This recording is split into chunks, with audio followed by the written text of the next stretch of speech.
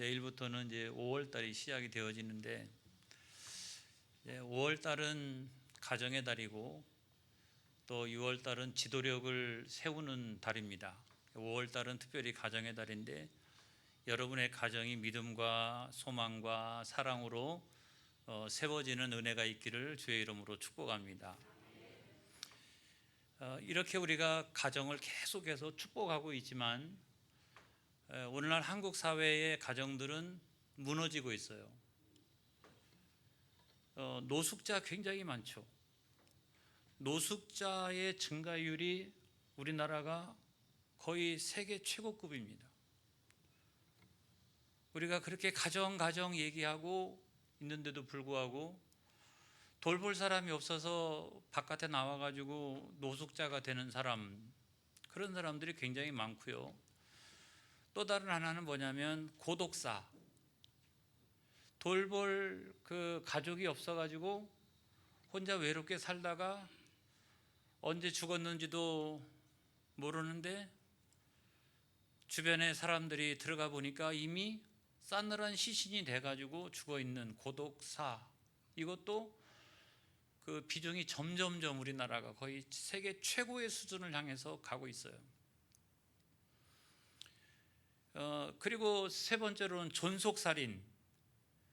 가족이 가족을 죽이는 경우. 이것도 뭐 얼마 전까지만 해도 상상할 수도 없는 일인데 요즘에는요, 그 다른 사람이 범인일 것이다 이것보다 가족들부터 먼저 이렇게 찾을 정도로 이 존속 살인의 비율이 굉장히 높습니다. 제가 또 이렇게 많이 통계를 잘 내지 못하는 부분도 하나 있는데 그게 뭐냐면 죄송합니다만은 이혼율도 굉장히 높잖아요. 제가 아까 말씀드렸던 이 네 가지가 우리나라가 전 세계에서 최고를 향해서 지금 다 가고 있는 거고 어떤 것은 이미 세계 최고예요. 자랑스럽지 않습니까? 세계 1등이라니까. 그런데 제가 다 까발겨 놓고 이야기를 하는 거예요. 여러분, 교회 안에서도 마찬가지입니다. 그런 어려움을 겪고 있는 가정, 또 무너져가는 가정들이 얼마나 많이 있는지 제가 참 이렇게 설교할 때 조심스럽더라고요. 혹시 마음에 그 상처를 입거나 또는 마음에 부담이 되거나 또 시험이 돼가지고 다음 주에 또 교회를 못 나오면 어떡하나 이런 마음 때문에 제가 성도들이 가지고 있는 아픔을 다 드러내고 이게 이야기하기가 어려울 때가 굉장히 많이 있습니다. 그게 지금 현재의 그 현실이라고요. 또 다른 하나는 뭐냐면 1인 가구의 수가 드디어 우리나라에서 1등을 했어요. 작년에 그 우리나라 사회의 사회 지표에서 가구별 이렇게 사회 지표를 조사한 바가 있는데 그거 제가 준비를 했는데 한번 올려 놓으세요. 여러 가지 사회적인 지표가 있습니다만 그 가운데 가족에서 여러분 저기에 보면은 1인 가족이 지금 2021년도 저것이 2022년도에 발표가 된 거니까 저 그래프의 맨 마지막 그 2021이라고 되어져 있는 저 부분을 보게 되면 1인 가족이 아주 폭발적으로 증가해서 1인 가족의 비율이 33.4%잖아요. 엄청나게 높죠? 저 가족의 숫자가 한 700만 명 이상이 됩니다. 약 한 700만 명 정도가 되는 거죠. 2인 가족이 2등이죠. 2등. 28.3%. 저 가정이 한 600만 명 정도가 돼요. 600만 명. 그 다음에 3인 가족 이상이 38.2%라고 이야기하지만 저거를 다 분리해서 이야기하면 3인 가족은 한 20% 됩니다. 20%. 그리고 약 한 500만 명 정도 됩니다. 500만 명. 그리고 4인 가족은 한 18.2%가 되어집니다. 저 맨 위에 있는 거를 파란색으로 되어져 있는 거를 3인 가족 이상이라고 딱 이렇게 해서 그렇지, 저걸 다 분리시켜 놓고 나면은 3인 가족이 3등, 4인 가족이 4등이어서 4인 가족이 18.2%가 되어지고 한 400만 명 정도가 되어지고 있다는 거예요. 그리고 이런 추세가 당분간 계속적으로 있을 텐데, 저게 그 2050년도가 되면 1인 가족의 퍼센테이지가 한 39.6%, 거의 한 40%가 차지하고, 그게 그냥 대충 얘기하면 절반 정도는 혼자 사는 거예요. 절반 정도는 노인이라 혼자 살 수도 있고, 또 아니면 아무튼 뭐 결혼을 안 해가지고 혼자 살 수도 있고, 여러 가지 경우가 다 있지만, 아무튼 그렇게 한 2050년도가 되면 한 40% 정도가 1인 가구를 구성하게 되어지고, 당분간 이 대세를 우리가 어떻게 할 수 있는 게 아니에요, 여러분. 우리가 어떻게 저 문제를 개입해서 해결할 수 있는 문제가 아니에요. 자꾸 이와 같은 1인 가족의 추세가 증가되어지는 이유는 한 가지로 설명이 안 됩니다, 여러분. 정치, 경제, 이 경제적인 문제가 굉장히 크죠. 사회, 그 다음에 또 심각한 문제가 뭐냐면 환경적인 요인이 굉장히 커요. 환경적인 요인이. 이래서 이것은 어느 한 개인의 문제가 아니에요. 우리가 막 요즘 뭐 이렇게 많이 이렇게 인구수가 줄어들고 있기 때문에 국가적인 정책을 가지고 막 이렇게 지원해주고 한다 할지라도 그게 되는 게 아닙니다, 여러분. 그거 돈 뭐 1,000만 원 갖다 주고 몇백만 원 갖다 준다고 그래가지고 그 문제가 해결되어지는 것이 결코 아닌 거예요. 정치, 경제, 사회, 환경적인 요인도 굉장히 많이 있는데, 이 환경적인 요인이 뭐가 있냐면 전자파하고, 그 다음에 우리가 먹을 때 농약이 들어가 있는 그 수많은 그 먹거리들, 이런 것들 때문에 전반적으로 지금 현재에 살아가고 있는, 동시대에 살아가고 있는 우리 모두가 생산력 자체가 떨어지고 있는 거예요. 그림 하나 더, 이렇게 사진 하나 제가, 여러분 이게 뭔가요? 쇳덩구리죠. 노인분들은 금방 알잖아요.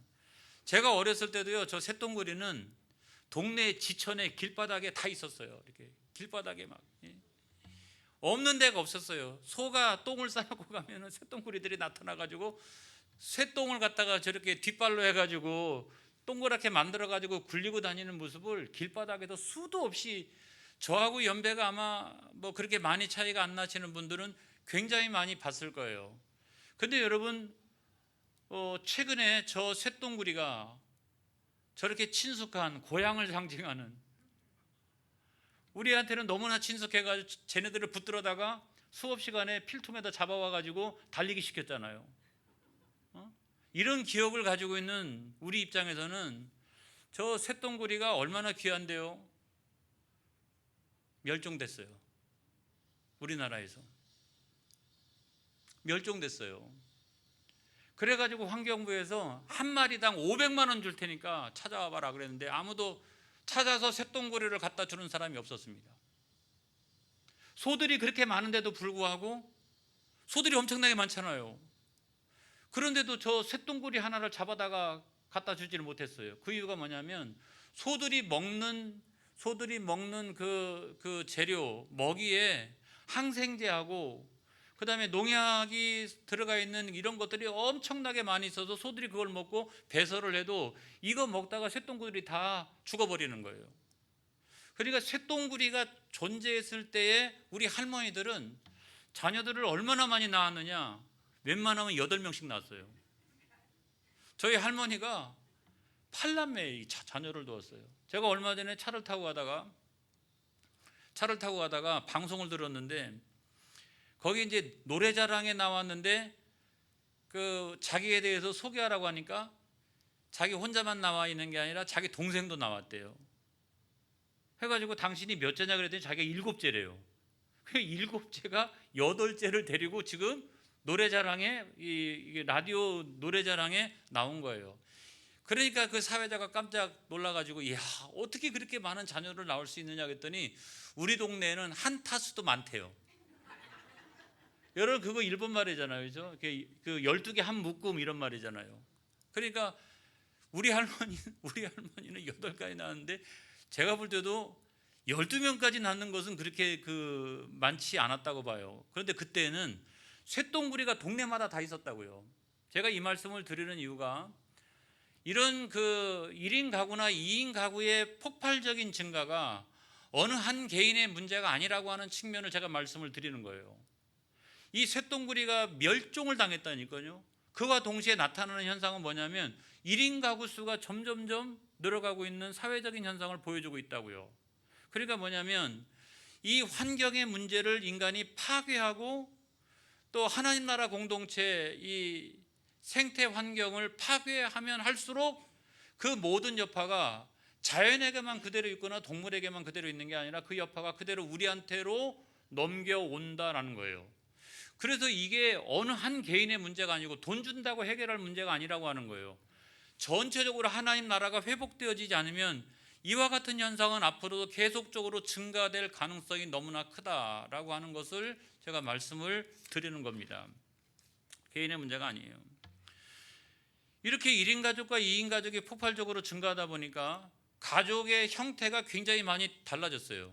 우리는 옛날에 가족 그러면은 아버지, 어머니, 아들, 딸 아니면 몇 명씩 아들 몇 명, 딸 몇 명 막 이게 이제 한 가족이라고 우리가 전통적으로 생각하지만 1인 가족과 2인 가족이 폭발적으로 증가되어지면서는 가족의 개념이 굉장히 달라졌죠.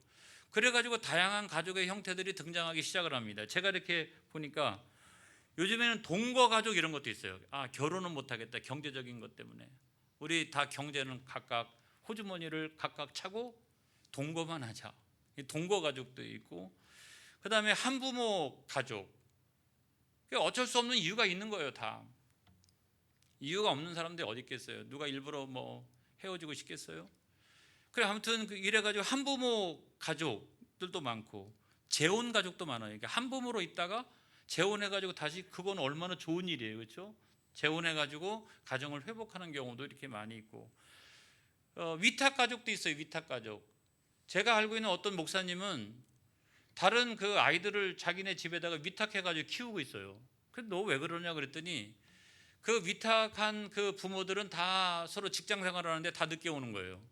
이 아이를 낳아놓고도 돌볼 수가 없어요. 그러니까 물론 어린이집이라든가 다른 대안도 있겠지만 아이가 너무 어리니까 여기다가 이렇게 갖다가 맡겨서 위탁해서 키우고 있는데 정 들어가지고 초등학교 갈 때까지 키우고 있어요 지금. 제가 놀랐어요. 정이 들어가가지고 아주 그냥 계속 이거는 아들인지 아닌지 헷갈릴 정도예요. 그 집에서 그냥 이렇게 크고 있다가 또 자기네 집에 갔다가 다시 놀러 오고 여기서 학교도 가고 다 하고 있어요. 왜냐하면 부모가 너무 바쁘니까. 아버지도 너무 바쁘고 어머니도 너무 바쁘고 이러고 있기 때문에. 그 다음에 친족 가족도 있어요. 서울에 내가 방 하나 두고 있는데 나 혼자 있거든요. 1인 가족이니까. 지방에 있다가 친족 중에 누가 그러면 야 너하고 방을 같이 쓰고 싶다 그래가지고 와가지고 사는데 그냥 1, 2년 사는 게 아니에요. 쭉 눌러 살아요. 그래가지고 친족들이 거기서 이렇게 같이 가족을 구성해가지고 사는 경우 우리 교인들 가운데도 있어요. 제가 알고 있는 분들 가운데 이런 형태가 있어요. 저는 그럼에도 불구하고 동성애는 반대입니다. 그거는 성경에서 인정하지 않기 때문에. 이런 다양한 가족의 형태가 오늘날 이렇게 존재하고 있다고. 굉장히 다양해졌잖아요. 전통적으로 우리가 생각하는 그런 가정이나 가족이나 이런 것만을 우리가 고집하고 생각하면 안 되는 상황 가운데 우리가 와 있다고 하는 것입니다. 이런 상황에서 우리가 교회가 어떤 입장을 취할 거냐, 제가 그 말씀을 드리고 싶은 거예요. 교회가 어떤 입장을 취할 거냐. 여러분, 가족 수는 증감할 수 있어요. 또 이렇게 있다가 또 서로 모여 사는 게 좋다, 경제적으로 이러면은 지금 1인 가족, 2인 가족, 3인 가족, 4인 가족 했다가 핵가족으로 갔다가 대가족으로 다시 갈 수도 있고요. 지금의 순서는 대가족이었다가 핵가족으로 갔다가 그 핵가족이 4인 가족, 3인 가족, 2인 가족, 1인 가족으로 이렇게 쭉 가고 있는 거잖아요. 근데 이거는 역사가 발전하면서 어떻게 달라질는지 우리가 알 수가 없다는 거죠. 이거는 계속 변동이 있을 거예요. 그리고 가족의 형태도 굉장히 많이 다양해질 거라고 생각합니다. 근데 중요한 건 뭐냐면 중요한 것은 혈연의 가족의 가족 수나 가족의 형태의 변화보다 더 중요한 것은 하나님 나라의 가족이 더 중요하다는 사실을 믿으시기를 바랍니다. 뭐 어떤 형태든 뭐 이런 형태든 가족 수가 어떻든 가족의 형태가 어떤지 간에 중요한 것은 혈연 가족의 그 모습이 하나님 나라의 가족으로 변화되어지는 것이 가장 중요한 것이지 다른 무엇이 중요하겠어요, 여러분? 우리가 톡 까놓고 이야기하면 혈연 가족들이 아무리 많아도 자식들이 아무리 잘 돼도 구원받는 가족은 혈연 가족이 다 구원받는 것은 절대로 아니라고 하는 사실을 말씀드리고 싶어요. 안 그렇습니까? 혈연의 가족들이 아무리 많고 아무리 잘 되고 막 그렇게 한다 할지라도 그 혈연의 가족이 모두가 내가 예수 믿었다 그래서 나머지 모든 자녀들이 다 예수 믿고 구원받고 하나님의 자녀가 되는 것은 결코 아니라고 하는 거죠. 그러면 누가 구원받는 거냐? 구원받는 것은 그 혈연의 가족들 안에 있는 하나님 나라의 가족들이 구원받는 거예요. 그게 뭐가 더 중요합니까? 솔직히 말하면. 그런 의미에서 생각해 보면 혈연의 가족이 매우 안타깝지만 그럼에도 불구하고 더 중요한 것은 하나님 나라의 가족이 되어지는 것이 더 중요한 거예요. 혈연 가족 가운데 아직도 예수 안 믿는 사람이 있으면 이 사람이 하나님 나라의 가족 되어지는 것이 중요한 거예요. 그 중요한 것의 초점을 혈연 가족에 두면 결코 안 됩니다, 여러분. 중요한 것의 초점을 하나님 나라의 가족에 우리가 두고 있어야 된다. 제가 오늘 세미나 강사 같으네. 여러분, 그것이 바로 오늘 성경 말씀 아니겠습니까? 뭐 별별 형태가 다 있어요. 그렇지만 오늘 성경의 말씀이 가장 중요한 핵심은 이런 거예요. 예수님이 있었는데 무리들을 놓고서 가르치고 있었는데 예수님의 어머니와 동생들이 왔거든요. 그러니까 옆에 있던 어떤 사람이 그걸 알려줬어요. 야, 당신의 혈연 가족이 지금 왔노라고, 지금 여기 와 있노라고. 그랬더니 그렇게 효자이신 예수님은 정말 효자세요. 그렇게 효자이신 예수님께서 뭐라고 말씀하시냐면 누가 내 어머니이며 내 동생들이냐 라고 이야기를 했다고요. 그 얘기는 뭐냐면 지금 어떤 사람은 혈연가족 중심으로 이야기한 거지만 예수님은 그보다 훨씬 더 중요한 것은 하나님 나라의 가족이다. 누가 내 어머니며 내 가족이고 누가 내 하나님 나라의 가족이냐라고 예수님께서 반문하셨다고요. 그러면서 예수님의 결론은 지금 내 앞에 있는 너희들이 나의 어머니와 나의 동생들을 보라. 바로 이 앞에 있는 너희가 다 혈연을 떠나서 여기 한 교회 공동체 안에 너희가 하나님 나라의 나의 가족이다. 할렐루야. 여러분, 그래서 너무 혈연을 우상처럼 여기지 않기를 바랍니다. 중요한 것은 하나님 나라의 가족이 되어지는 것이 중요한 거예요. 그래서 예수님 마지막 하셨던 말씀은 뭐냐면 50절의 말씀 한번 보겠습니다. 시작. 하늘에 계신 내 아버지의 뜻대로 하는 자가 내 형제요 자매요 어머니이니라 하시더라. 할렐루야. 그러면 누가 그 하나님 나라의 가족이냐? 하늘에 계신 내 아버지의 뜻대로 행하는 자. 할렐루야. 예수 믿고 하나님 말씀에 순종하고 하나님의 영광을 위해서 살아가는 저와 여러분이 혈연보다 훨씬 더 진한, 제가 보니까 오늘 앞에서 보니까 저하고 다 비슷하게 생긴 것 같아요. 저하고 여러분이 정말 혈연보다 더 진한 하나님 나라의 가족이라고 하는 사실을 믿으시기를 축복합니다. 좋아요, 안 좋아요? 저하고 가족된 게 너무 좋잖아요. 우리가 하나님 나라 안에서 저와 여러분이 다 가족된 거 얼마나 감사한지 알 수가 없어요. 여러분의 모든 혈연의 가족들이 어떤 처지와 형편에 있든지 다 하나님 나라의 가족으로 변화받는 놀라운 역사가 일어나기를 축복합니다. 축복합니다. 기도하겠습니다.